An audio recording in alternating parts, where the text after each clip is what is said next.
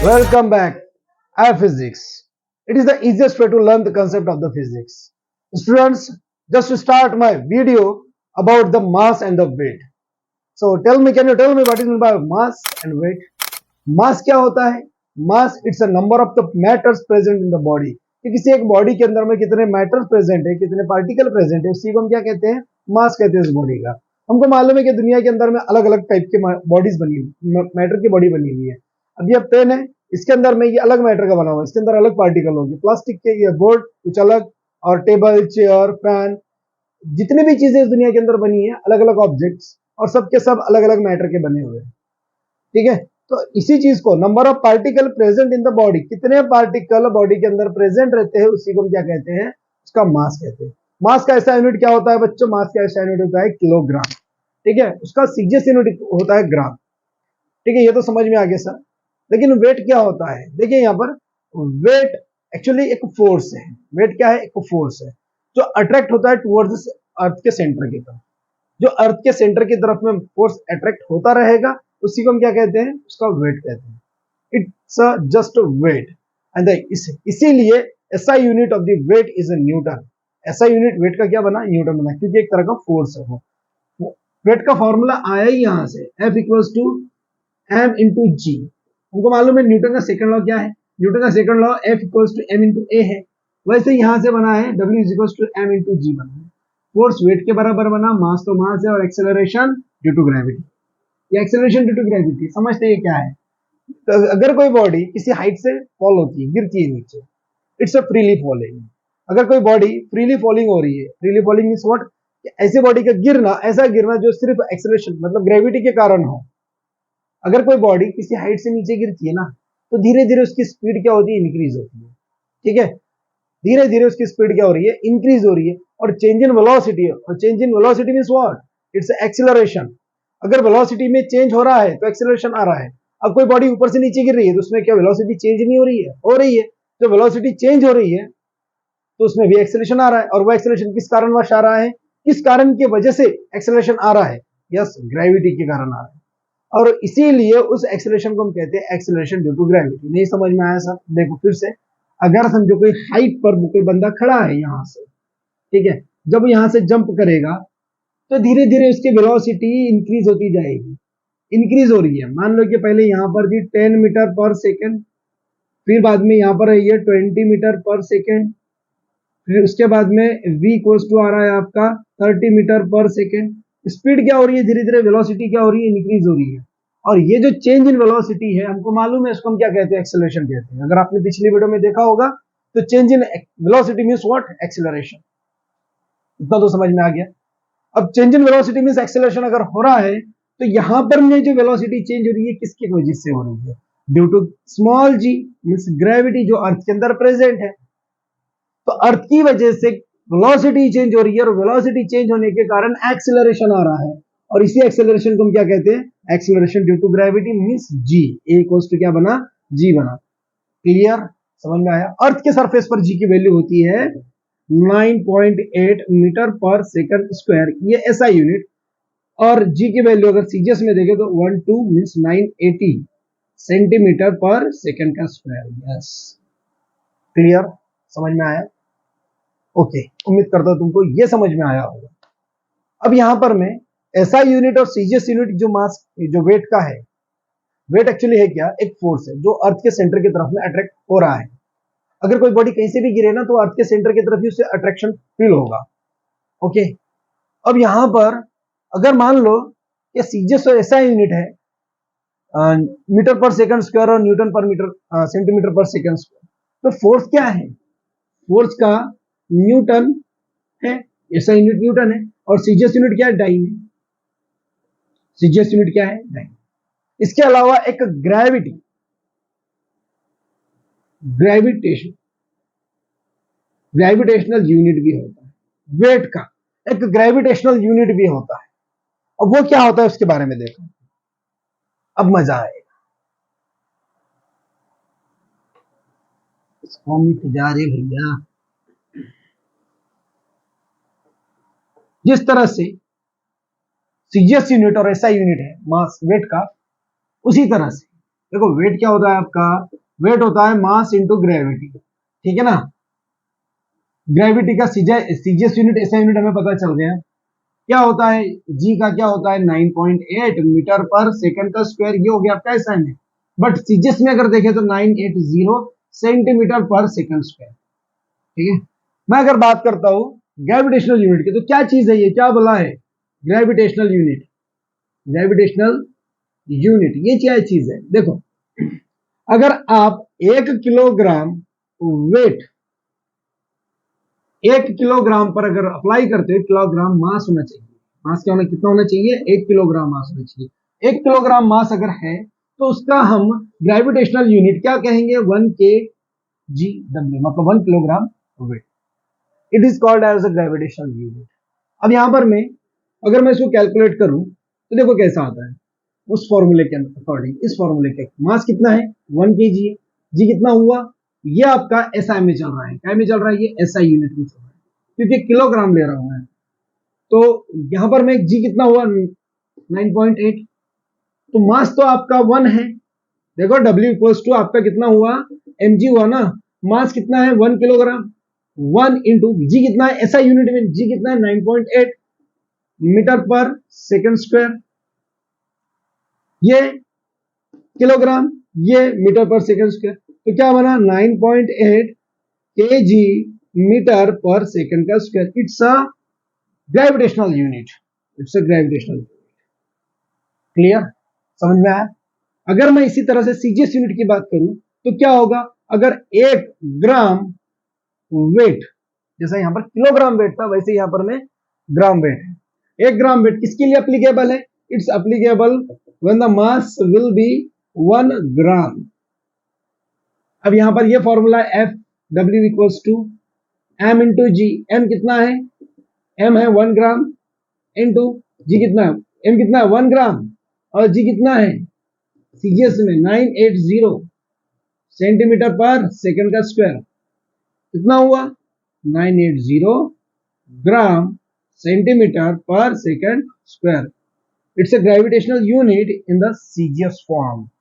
I hope you understand it, समझा, समझा, clear हुआ। देखो यहाँ पर मैं वेस मास और वेट का जो है ना ये बहुत अच्छा खासा कंसेप्ट है। मास आपको पता है कौन सी क्वांटिटी है, बताओ कौन सी क्वांटिटी, क्या वो स्केलर है, क्या वो वेक्टर है, कौन सी क्वांटिटी है, कौन, मास। अगर मास स्केलर है तो क्या वेट आपका वेक्टर क्वांटिटी होगा, बिल्कुल होगा, सही बात है। तो देखिए कुछ पॉइंट इसके बारे में, मास के बारे में, ओके। मास के बारे में अगर मैं पहला और नंबर 1 का पॉइंट अगर बोलना चाहूं तो ये क्या होता है, इट इज, ये क्या करता है, it is measured, it is measured the number, the matter, the number of matter, it is measure the matter in object, object के अंदर का क्या गिनता है ये मास, ओनली मैटर, उसको मैटर से मतलब होता है कि कितना मैटर प्रेजेंट है किसी भी ऑब्जेक्ट के अंदर, ठीक है। अगर मैं बात करूं वेट की, अगर मैं किसकी बात करूं वेट की, तो वेट क्या है, it's a force, it's a force attracted, attracted towards the centre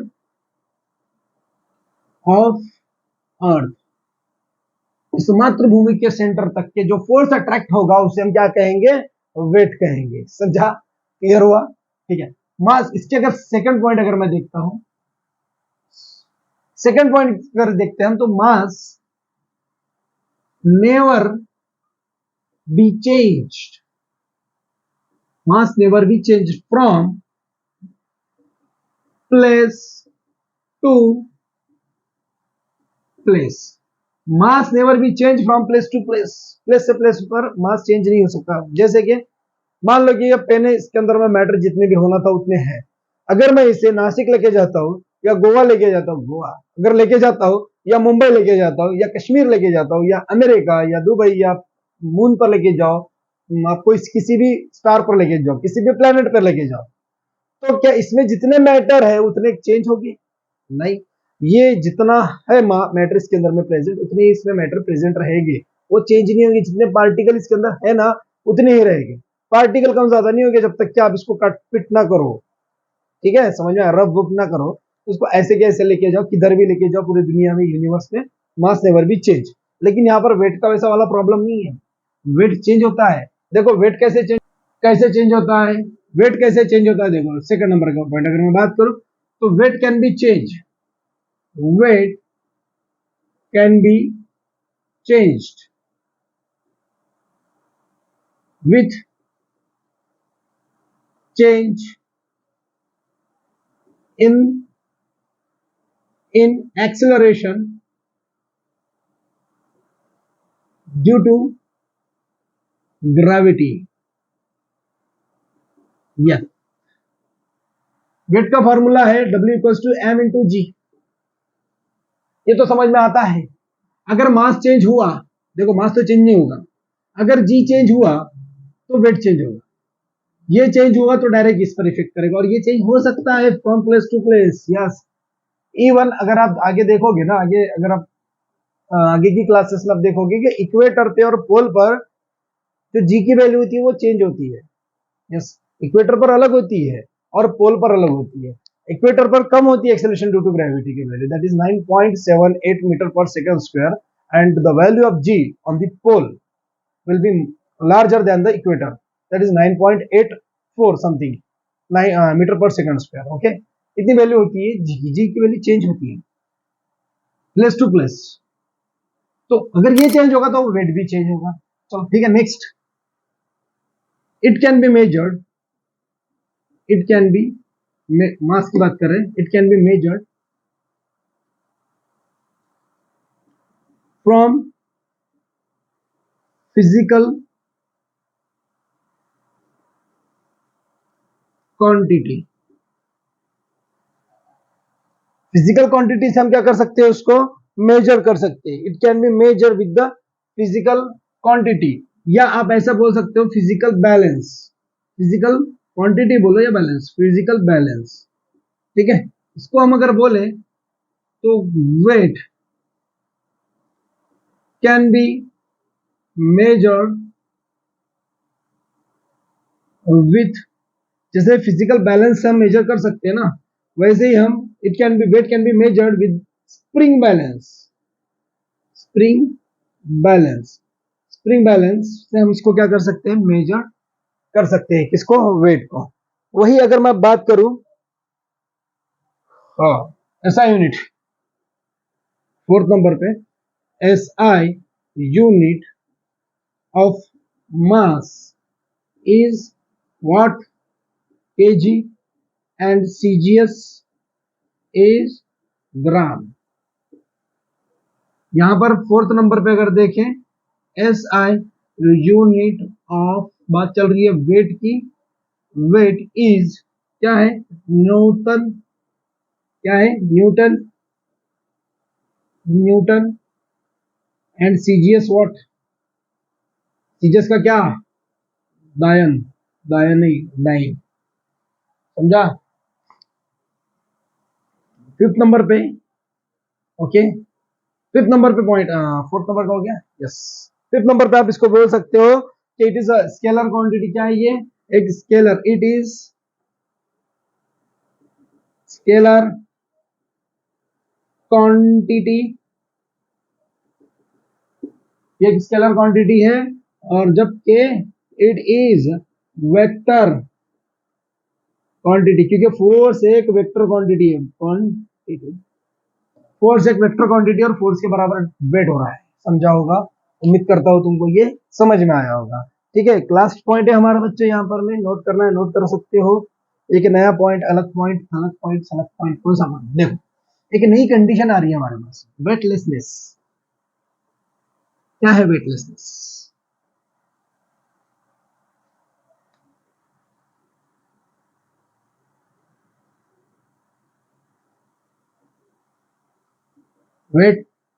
weightlessness क्या होता है, वेटलेसनेस क्या होता है, वेटलेसनेस।